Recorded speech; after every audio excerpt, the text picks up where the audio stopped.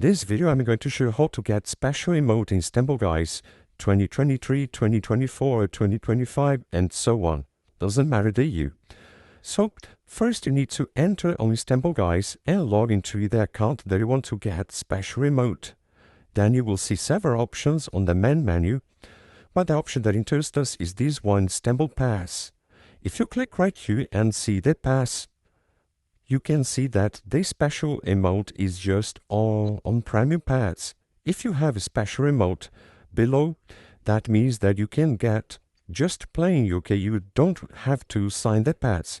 But if the emote is right here, you need to activate the pass. So you need to click right here and unlock the Stumble Pass Premium.